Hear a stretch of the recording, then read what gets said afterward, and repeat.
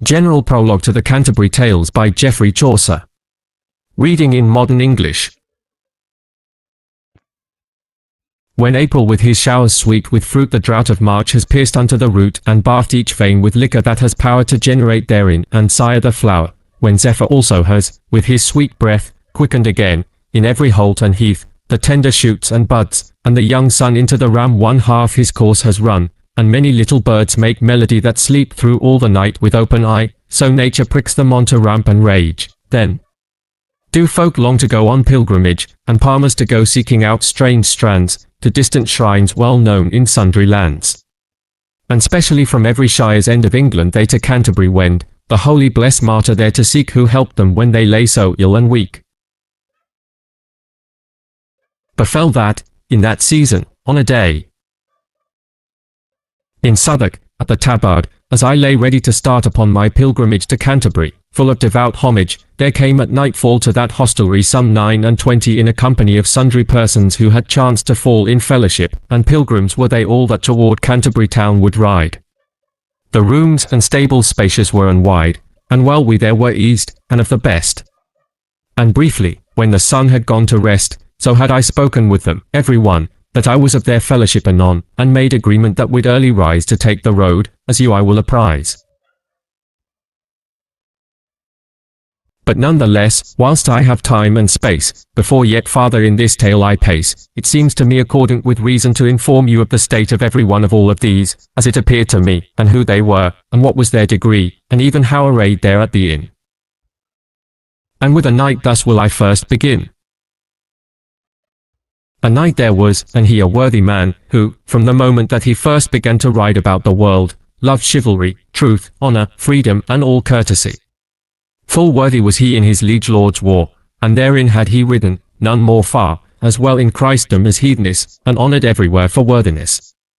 At Alexandria, he, when it was won, full oft the table's roster he begun above all nations knights in Prussia. In Latvia raided he, and Russia, no christened man so oft of his degree. In far Granada at the siege was he of Algeciras, and in Belmarie.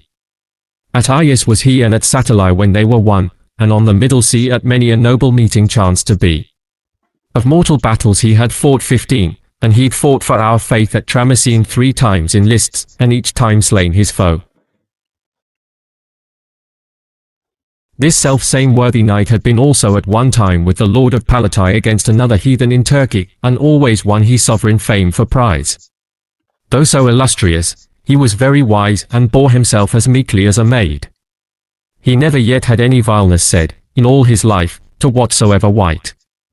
He was a truly perfect, gentle knight. But now, to tell you all of his array, his steeds were good, but yet he was not gay.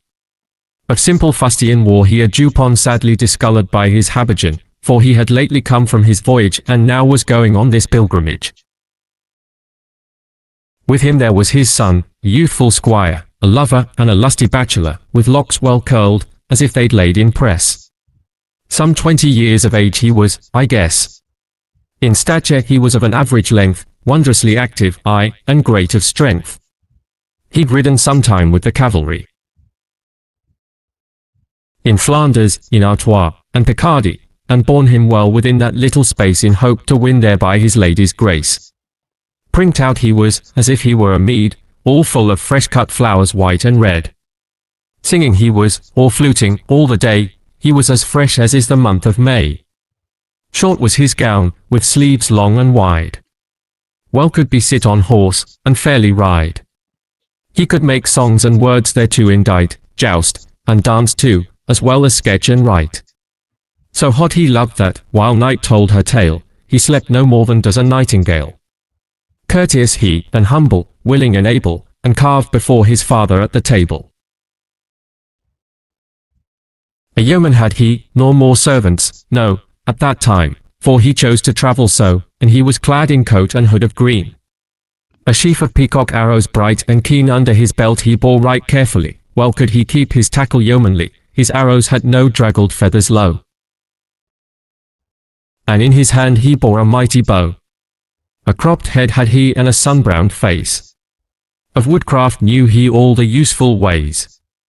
Upon his arm he bore a bracer gay, and at one side a sword and buckler, yea, and at the other side a dagger bright, well sheathed and sharp as spear point in the light, on breast a Christopher of silver sheen. He bore a horn in baldric all of green, a forester he truly was, I guess. There was also a nun, a prioress, who, in her smiling, modest was and coy, her greatest oath was but, by Saint Eloy. And she was known as Madame Eglantine. Full well she sang the services divine, intoning through her nose, becomingly, and fair she spoke her French, and fluently, after the school of Stratford at the Bow, for French of Paris was not hers to know. At table she had been well taught withal, and never from her lips let morsels fall, nor dipped her fingers deep in sauce, but ate with so much care the food upon her plate, that never driblet fell upon her breast. In courtesy she had delight and zest. Her upper lip was always wiped so clean that in her cup was no iota seen of grease, when she had drunk her draught of wine. Becomingly she reached for meat to dine. And certainly delighting in good sport, she was right pleasant, amiable, in short.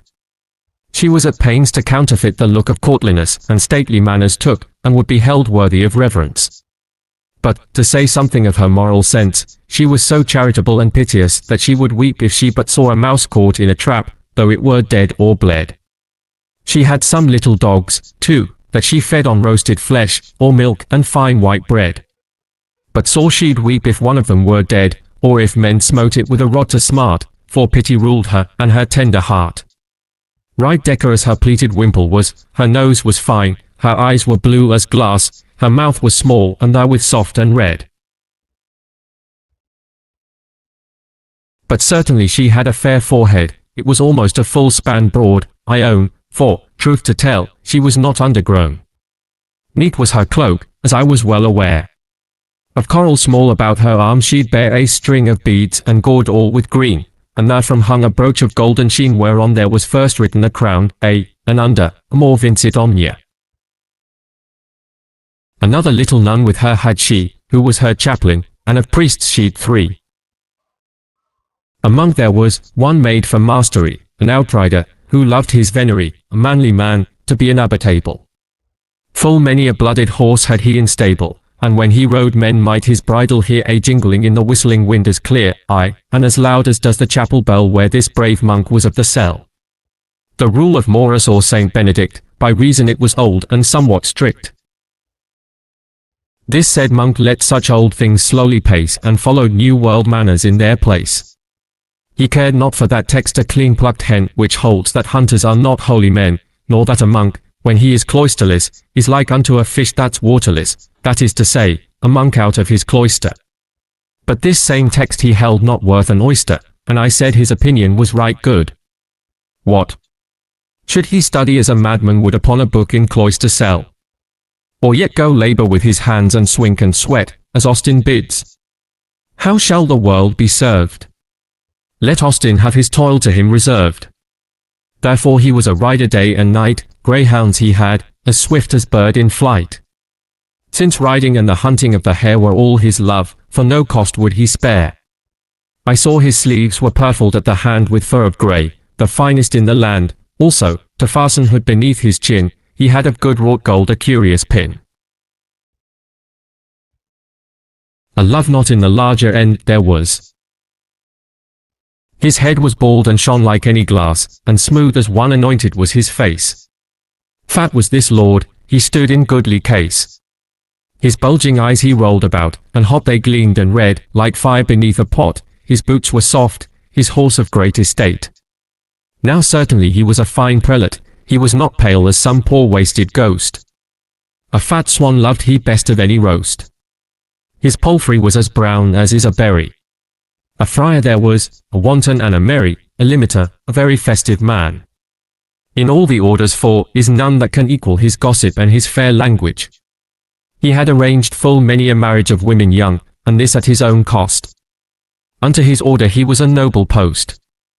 Well liked by all and intimate was he with franklins everywhere in his country, and with the worthy women of the town, for at confessing he'd more power in gown, as he himself said, than it good curate, for of his order he was licentiate. He heard confession gently, it was said, gently absolved too, leaving naught of dread. He was an easy man to give penance when knowing he should gain a good pittance, for to a begging friar, money given is sign that any man has been well shriven. For if one gave, he dared to boast of this, he took the man's repentance not amiss. For many a man there is so hard of heart he cannot weep however pains may smart. Therefore, instead of weeping and a prayer, men should give silver to poor friars all bare. His tippet was stuck always full of knives and pins, to give to young and pleasing wives. And certainly he kept a merry note, well could he sing and play upon the rote. At balladry he bore the prize away. His throat was white as lily of the May, yet strong he was as ever champion. In towns he knew the taverns, every one, and every good host, and each barmaid too better than begging lepers, these he knew. For unto no such solid man as he accorded it, as far as he could see, to have sick lepers for acquaintances. There is no honest advantageousness in dealing with such poverty-stricken curs, it's with the rich and with big victuallers. And so, wherever profit might arise, courteous he was and humble in men's eyes. There was no other man so virtuous.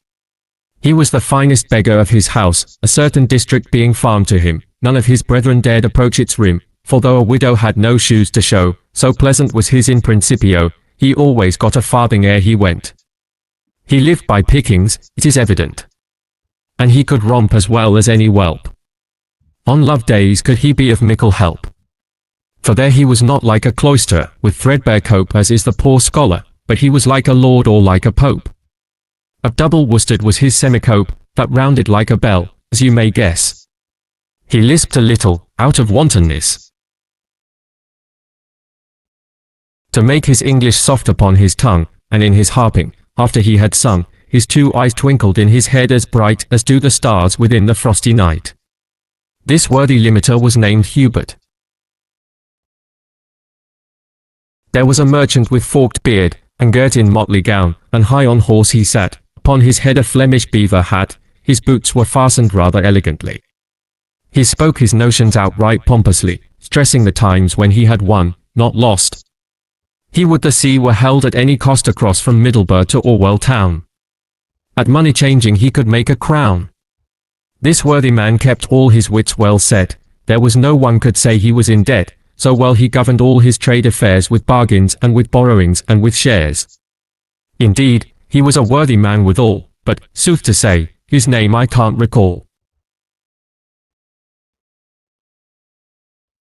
A clerk from Oxford was with us also, who turned to getting knowledge, long ago. As meagre was his horse as is a rake, nor he himself too fat, I'll undertake, but he looked hollow and went soberly. Right threadbare was his overcoat, for he had got him yet no churchly benefice, nor was so worldly as to gain office. For he would rather have at his bed's head some 20 books, all bound in black and red, of Aristotle and his philosophy than rich robes, fiddle, or gay psaltery.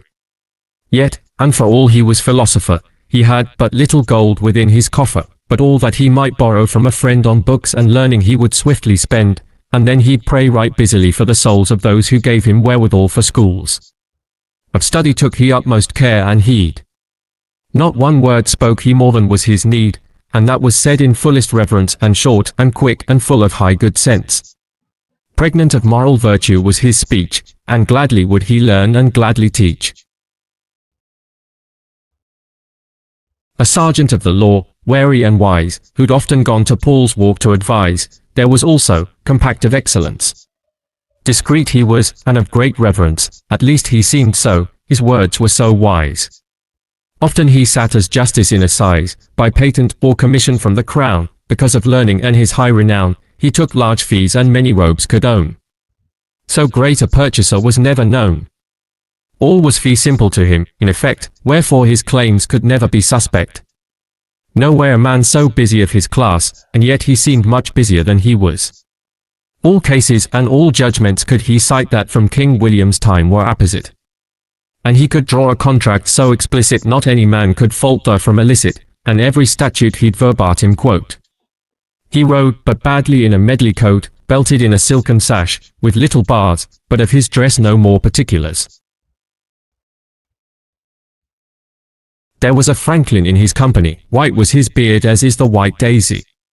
Of sanguine temperament by every sign, he loved right well his morning sop in wine. Delightful living was the goal he'd won, for he was Epicurus' very son, that held opinion that a full delight was true felicity, perfect and right. A householder, and that a great, was he, St. Julian he was in his own country. His bread and ale were always right well done, a man with better cellars there was none. Baked meat was never wanting in his house, of fish and flesh, and that so plenteous it seemed to snow therein both food and drink of every dainty that a man could think. According to the season of the year he changed his diet and his means of cheer. Full many a fattened partridge did he mew, and many a bream and pike in fishpond too. Woe to his cook, except the sauces were poignant and sharp, and ready all his gear. His table, waiting in his hall always, stood ready covered through the livelong day. At county sessions was he lord and sire, and often acted as a knight of shire. A dagger and a trinket bag of silk hung from his girdle, white as morning milk. He had been sheriff and been auditor, and nowhere was a worthier vavasor. A haberdasher and a carpenter, an arras maker, dyer, and weaver were with us, clothed in similar livery, all of one sober, great fraternity. Their gear was new and well adorned it was, their weapons were not cheaply trimmed with brass, but all with silver, chastely made and well their girdles and their pouches too, I tell. Each man of them appeared a proper burghs to sit in Guildhall on a high dais. And each of them, for wisdom he could span, was fitted to have been an alderman, for chattels they'd enough, and, too, of rent, to which their good wives gave a free assent, or else for certain they had been to blame. It's good to hear, madam, before one's name, and go to church when all the world may see, having one's mantle borne right royally. A cook they had with them, just for the nonce, to boil the chickens with the marrow bones, and flavour tartly and with gallingale. Well could he tell a draught of London ale. And he could roast and seed and broil and fry, and make a good thick soup, and bake a pie. But very ill it was, it seemed to me, that on his shin a deadly sore had he, for sweet blank mange, he made it with the best. There was a sailor, living far out west, for aught I know, he was of Dartmouth town. He sadly rode a hackney, in a gown, of thick rough cloth falling to the knee. A dagger hanging on a cord had he about his neck, and under arm, and down. The summer's heat had burned his visage brown, and certainly he was a good fellow. Full many a draught of wine he'd drawn, I trow. A Bordeaux vintage, while the trader slept. Nice conscience was a thing he never kept. If that he fought and got the upper hand, by water he sent them home to every land. But as for craft, to reckon well his tides, his currents and the dangerous watersides, his harbours and his moon, his pilotage, there was none such from Hull to far Carthage. Hardy and wise in all things undertaken, by many a tempest had his beard been shaken. He knew well all the havens, as they were, from Gotland to the Cape of Finisterre, and every creek in Brittany and Spain. His vessel had been christened Madeline. With us there was a doctor of physic, in all this world was none like him to pick for talk of medicine and surgery, for he was grounded in astronomy. He often kept a patient from the pall by horoscopes and magic natural. Well could he tell the fortune ascendant within the houses for his sick patient. He knew the cause of every malady. Were it of hot or cold, of moist or dry, and where engendered, and of what humour, he was a very good practitioner.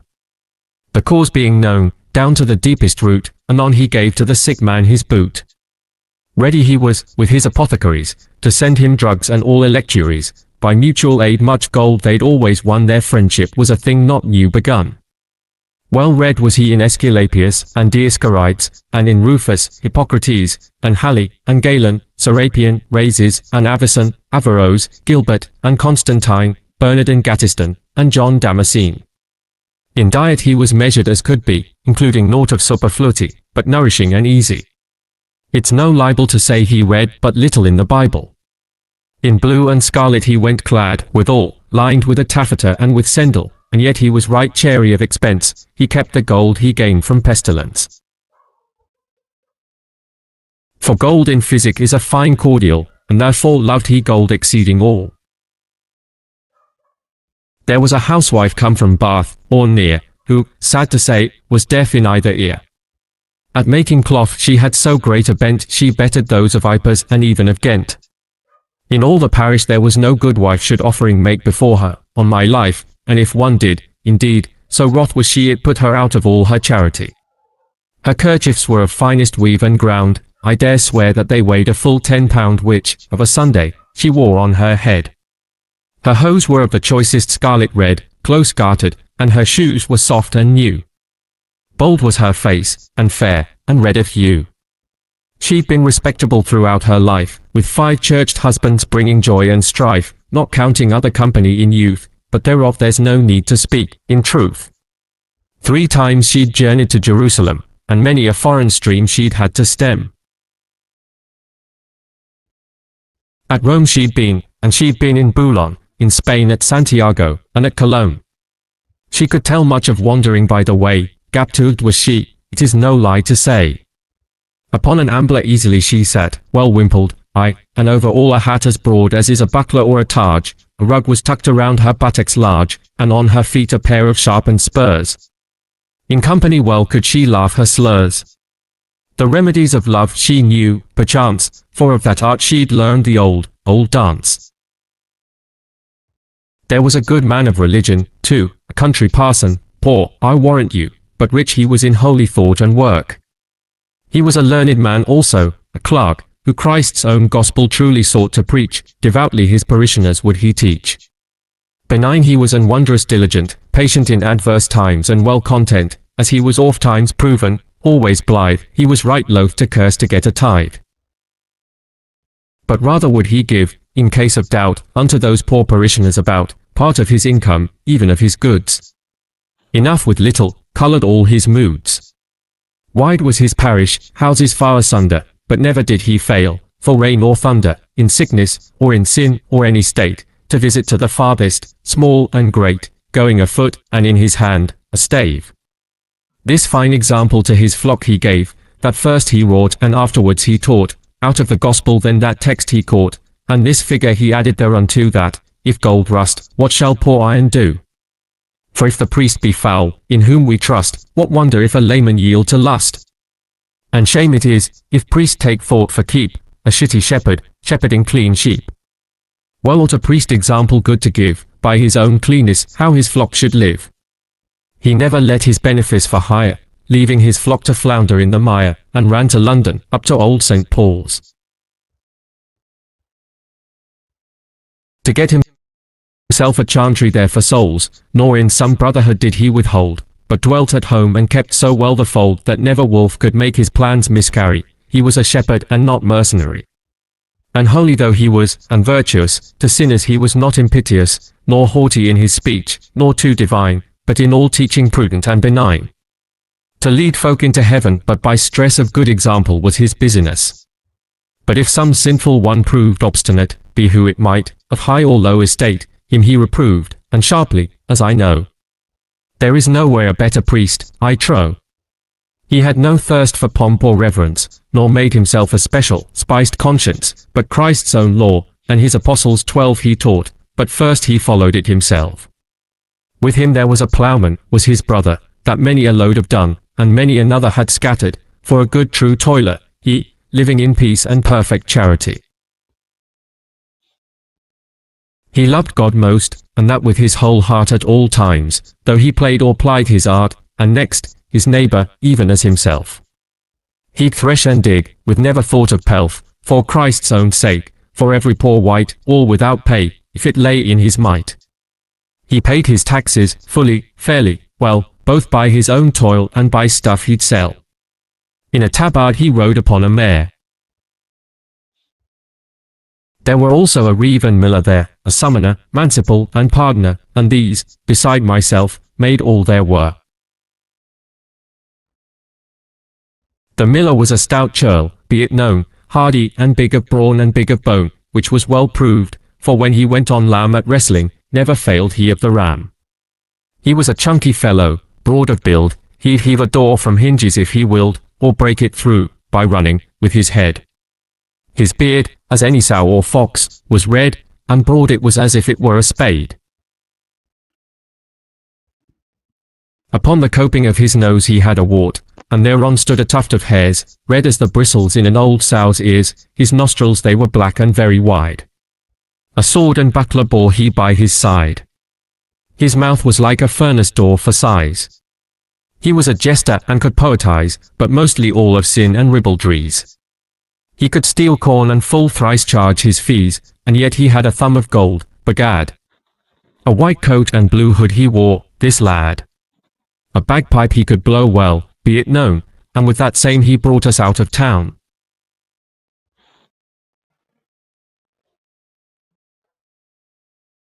There was a manciple from an inn of court, to whom all buyers might quite well resort to learn the art of buying food and drink, for whether he paid cash or not, I think that he so knew the markets, when to buy, he never found himself left high and dry. Now is it not of God a full fair grace that such a vulgar man has wit to pace the wisdom of a crowd of learned men? Of masters had he more than 3 times 10, who were in law expert and curious, whereof there were a dozen in that house fit to be stewards of both rent and land of any lord in England who would stand upon his own and live in manner good, in honour, debtless, save his head were wood, or live as frugally as he might desire. These men were able to have helped a shire in any case that ever might befall, and yet this manciple outguessed them all.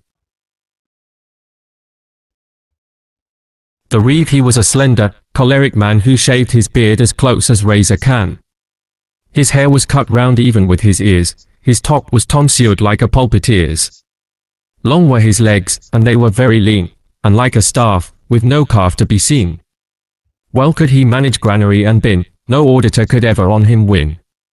He could foretell, by drought and by the rain, the yielding of his seed and of his grain.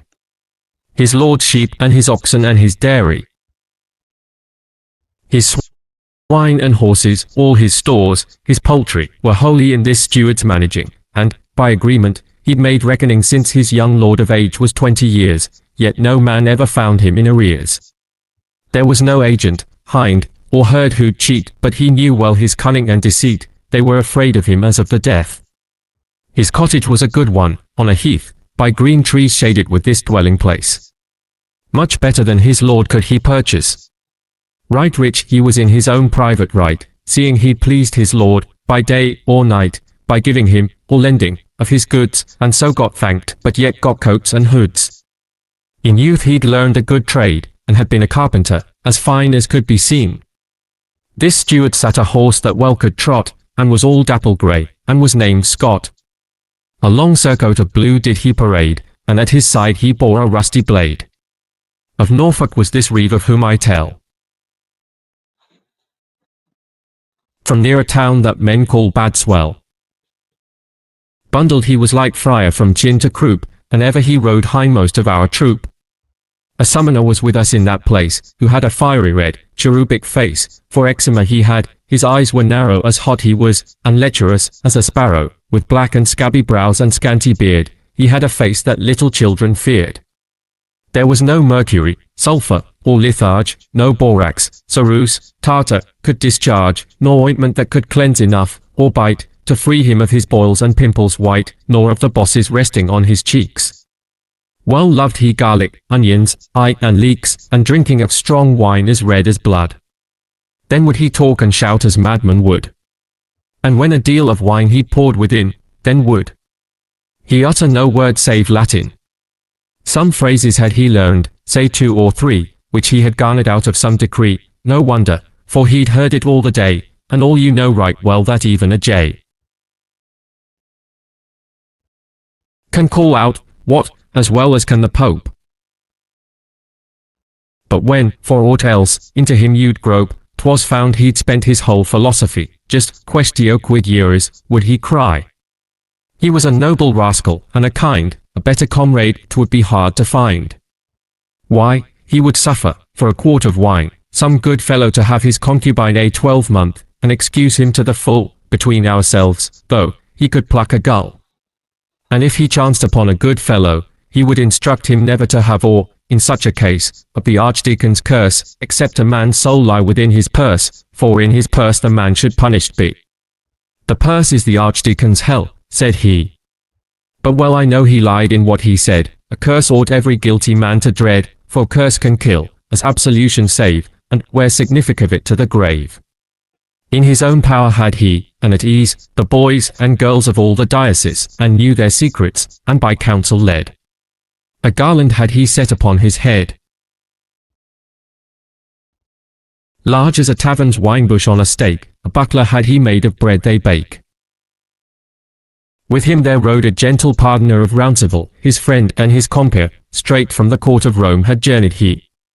Loudly he sang, "Come hither, love," to me, the summoner joining with a burden round, was never horn of half so great a sound. This pardoner had hair as yellow as wax, but lank it hung as does a strike of flax, in wisps hung down such locks as he'd on head, and with them he his shoulders overspread, but thin they dropped, and stringy, one by one. But as to hood, for sport of it, he'd none, though it was packed in wallet all the while. It seemed to him he went in latest style, dishevelled, save for cap, his head all bare. As shiny eyes he had as has a hare. He had a fine Veronica sewed to cap. His wallet lay before him in his lap, stuffed full of pardons brought from Rome all hot. A voice he had that bleated like a goat. No beard had he, nor ever should he have, for smooth his face as he'd just had a shave. I think he was a gelding or a mare. But in his craft, from Berwick unto Ware, was no such pardoner in any place. For in his bag he had a pillowcase, the which, he said, was our true lady's veil. He said he had a piece of the very sail that good St. Peter had, what time he went upon the sea, till Jesus changed his bent. He had a Latin cross set full of stones, and in a bottle had he some pig's bones. But with these relics, when he came upon some simple parson, then this paragon Indiana that one day more money stood to gain than the poor dupe in 2 months could attain.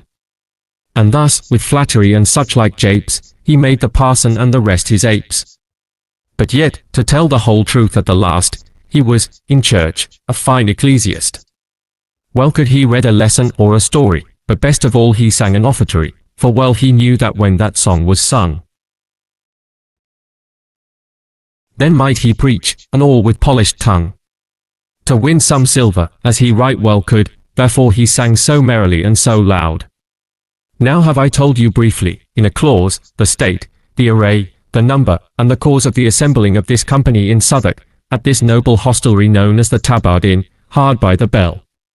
But now the time is come wherein to tell how all we bore ourselves that very night when at the hostelry we did alight. And afterward the story I engage to tell you of our common pilgrimage. But first, I pray you, of your courtesy, you will not ascribe it to vulgarity, though I speak plainly of this matter here, retailing you their words and means of cheer, nor though I use their very terms, nor lie.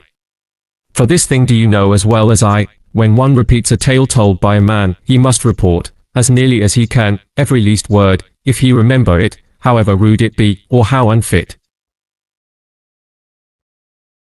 Or else he may be telling what's untrue, embellishing and fictionizing too. He may not spare, although it were his brother, he must as well say one word as another. Christ spoke right broadly out, in Holy Writ, and, you know well, there's nothing low in it. And Plato says, to those able to read, the word should be the cousin to the deed. Also, I pray that you'll forgive it me if I have not set folk, in their degree here in this tale, by rank as they should stand. My wits are not the best, you'll understand. Great cheer our host gave to us, every one, and to the supper set us all anon, and served us then with victuals of the best. Strong was the wine and pleasant to each guest. A seemly man our good host was, withal, fit to have been a marshal in some hall. He was a large man, with protruding eyes, as fine a burgher as in Cheapside lies, bold in his speech, and wise, and right well taught, and as to manhood, lacking therein naught. Also, he was a very merry man, and after meat, at playing he began, speaking of mirth among some other things, when all of us had paid our reckonings, and saying thus, Now masters, verily you are all welcome here, and heartily, for by my truth, and telling you no lie, I have not seen, this year, a company here in this inn, fitter for sport than now. Fain would I make you happy, knew I how. And of a game have I this moment thought to give you joy, and it shall cost you naught. You go to Canterbury, may God speed and the blessed martyr soon requite your meed. And well I know, as you go on your way, you'll tell good tales and shake yourselves to play, for truly there's no mirth nor comfort, none, riding the roads as dumb as is a stone, and therefore will I furnish you a sport, as I just said, to give you some comfort. And if you like it, all, by one assent, and will be ruled by me, of my judgment. And will so do as I'll proceed to say, tomorrow, when you ride upon your way, then, by my father's spirit, who is dead, if you're not gay, I'll give you up my head. Hold up your hands, nor more about it speak. Our full assenting was not far to seek, we thought there was no reason to think twice, and granted him his way without advice, and bade him tell his verdict just and wise. Masters, quoth he, here now is my advice, but take it not, I pray you, in disdain, this is the point, to put it short and plain, that each of you, beguiling the long day, shall tell 2 stories as you wend your way to Canterbury town, and each of you on coming home, shall tell another 2, all of adventures he has known before. And he who plays his part the best of all, that is to say, who tells upon the road tales of best sense, in most amusing mode, shall have a supper at the other's cost here in this room and sitting by this post. When we come back again from Canterbury. And now, the more to warrant you'll be merry, I will myself, and gladly, with you ride at my own cost, and I will be your guide. But whosoever shall my rule gainsay shall pay for all that's bought along the way. And if you are agreed that it be so, tell me at once, or if not, tell me no, and I will act accordingly. No more. This thing was granted, and our oaths we swore, with right glad hearts, and prayed of him, also, that he would take the office, nor forego the place of governor of all of us, judging our tales, and by his wisdom thus arrange that supper at a certain price, we to be ruled, each one, by his advice in things both great and small, by one assent, we stood committed to his government. And thereupon, the wine was fetched anon, we drank, and then to rest went every one, and that without a longer tarrying. Next morning, when the day began to spring, up rose our host, and acting as our cock, he gathered us together in a flock, and forth we rode, jog-trot being the pace, until we reached St. Thomas at watering place. And there our host pulled horse up to a walk, and said, now, masters, listen while I talk. You know what you agreed at set of Sunday. If evensong and morning song are one, let's here decide who first shall tell a tale.